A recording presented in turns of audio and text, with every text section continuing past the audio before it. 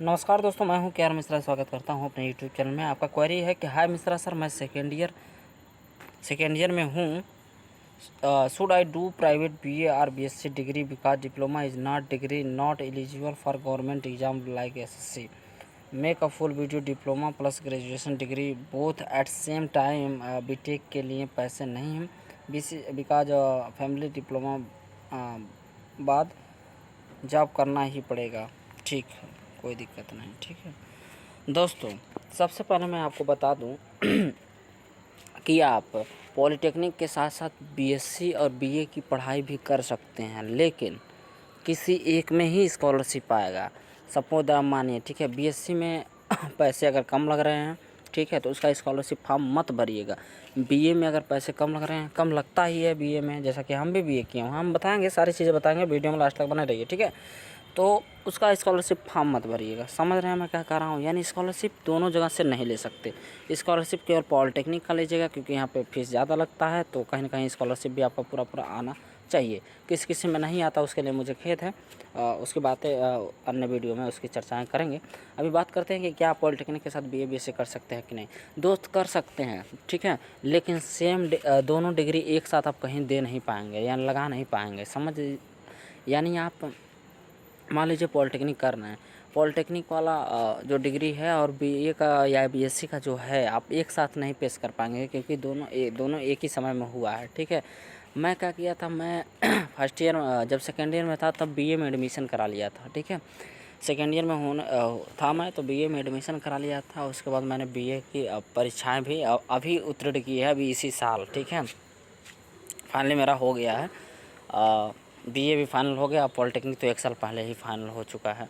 तो आप सोच सकते हैं मैं बीए का वहाँ प्रयोग करूँगा, जैसे कि आप कह ही रहे हैं गवर्नमेंट एग्ज़ाम के लिए।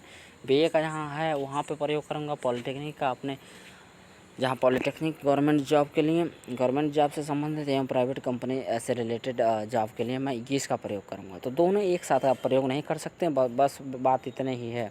बीए बीएससी वगैरह में बहुत ज़्यादा टीसी वगैरह लेते नहीं हैं लोग, वैसे ही एडमिशन हो जाता है, कोई दिक्कत नहीं। तो हाँ, आप कर सकते हैं। अगर सेकेंड ईयर में हैं तो निश्चित रूप से, अगर बीएससी करने में फिर ताम झाम होगा, हम तो कहेंगे आप बीए ही कर लीजिए। निश्चित रूप से बीए कर लीजिए और एडमिशन करा लीजिए। और 1 साल का अंतराल भी है, तो कोई दिक्कत नहीं, आप आ जा सकते हैं। कंपनी में छुट्टी मिल जाती है पेपर के लिए, कोई दिक्कत नहीं है। कंपनी में छुट्टी मिल जाती है, उसके लिए हाँ आप जा सकते हैं, कोई दिक्कत नहीं, कहीं भी जॉब करें।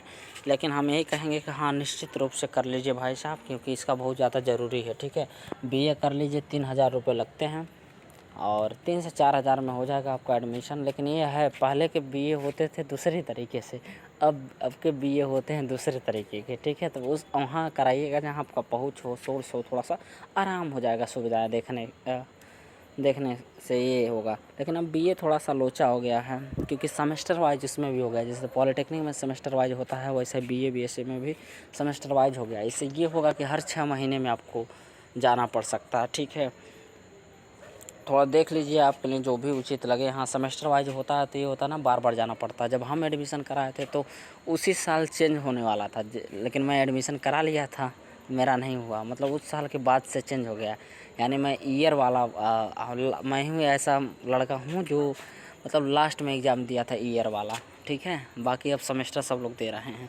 तो आप समझ सकते हैं, हर 6 महीने पे पेपर होगा, तमाम असाइनमेंट की चीज़ें हैं, पेपर ज़्यादा हो गया है, कहीं ना कहीं तो समय देना पड़ सकता है। लेकिन जो फर्स्ट ईयर में एडमिशन कराना है अब, वो भी ले सकते हैं एडमिशन, अगर उनकी इच्छा हो, साथ में कर सकते हैं, कोई दिक्कत नहीं। और जो सेकेंड ईयर में है वो भी अगर इच्छा है तो कर लीजिए, क्योंकि आपका ग्रेजुएशन करना बहुत ज़रूरी है।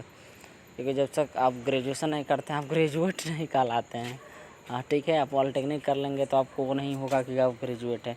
एक ग्रेजुएट वाला और एक पॉलिटेक्निक वाला दोनों को सेम हैसियत से देखा जाता है, तो आप समझ सकते हैं। ठीक है, अगर आप ग्रेजुएट भी कर लेंगे, पॉलिटेक्निक भी कर लेंगे, यानी टेक्निकल नॉन टेक्निकल दोनों पढ़ाई कर लेना, तो ये आपके लिए बेनिफिट है कहीं ना कहीं।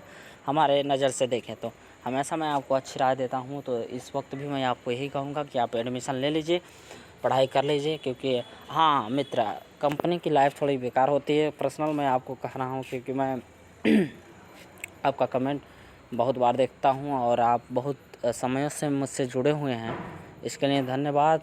इसलिए मैं आपको अच्छी राय यही दूँगा कि आप मेरे मित्र सरकारी जॉब के पीछे चले जाइए, ठीक है। बहुत फ़ायदा रहेगा इससे आपको।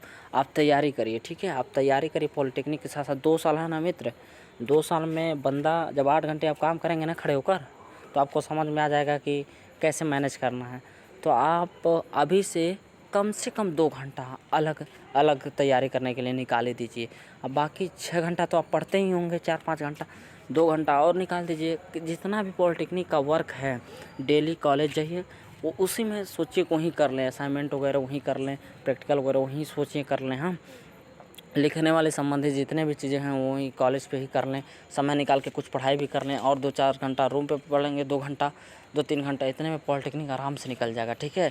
और परसेंटेज एक समयों में मायने रखता भी है, लेकिन बैक नहीं लगना चाहिए किसी भी, मतलब पास आउट होंगे जब पॉलिटेक्निक तो बैक नहीं रहना चाहिए। ये आपके कहीं कहीं नॉलेज पे इफेक्ट डालता है। तो आप ऑल क्लियर कर लीजिएगा लास्ट तक। हाँ, बीच में लगता है तो कोई दिक्कत नहीं, लेकिन हाँ बीच में पॉलिटेक्निक में अगर बैक लगता है तो फिर मार्कशीट पे चढ़ने लगता है वो चीज़ें। तो फर्स्ट ईयर में बैक लगा हो तो कोई दिक्कत नहीं, लेकिन सेकेंड ईयर थर्ड ईयर में बैक मत लीजिएगा। आराम से पॉलिटेक्निक और सरकारी जॉब के लिए जितने भी तैयारी करने वाली चीज़ें हैं उनको भी पढ़ते रहिए, और एक सरकारी कहीं ना कहीं आप जॉब करिए, ये बेहतर होगा, आप बहुत बेहतर होगा। आज की दुनिया में गवर्नमेंट और प्राइवेट को एक दूसरी नज़र से देखा जाता है। स्टेबिलिटी नहीं होती है प्राइवेट जॉबों में, आपको जब चाहे तब निकाला जा सकता है। गवर्नमेंट हमेशा से बेहतर है और हमेशा से बेहतर रहेगा, लेकिन सैलरी की बात करें, अगर नॉलेज आपका ज़्यादा है तो प्राइवेट में गवर्नमेंट से बहुत ज़्यादा कमा लेंगे आप, बहुत ज़्यादा। लेकिन इज़्ज़त की बात करें तो इज़्ज़त हमेशा आपको गवर्नमेंट जॉब में ही मिलती है। तो आप सोच लीजिए स्टेबिलिटी क्या है। और इधर आएंगे पॉलिटेक्निक करके मेरे मित्र, शिफ्टों में काम करेगा, शरीर बदल जाएंगे, और दूसरे अपना स्टेट छोड़ेंगे ना, जो ही अपना स्टेट छोड़ेंगे, जो भी यूपी बिहार वाले हैं, ठीक है, या यूपी के हैं या तो बिहार के हैं, वो जो ही छोड़ेंगे बाल भी उनका झड़ जाएगा, ठीक है। पानी सही नहीं होता है इधर का, कहीं का आप दिल्ली का ले लीजिए, राजस्थान का ले लीजिए, गुजरात का ले लीजिए, इधर कहीं का पानी सही है ही नहीं, ठीक है। अन्य स्टेटों का पानी सही नहीं होता, बाल झड़ेंगे, शिफ्टों में काम करना होगा आपको। हाँ, ABC शिफ्ट, जब रात में पूरी रात काम करनी पड़ेगी।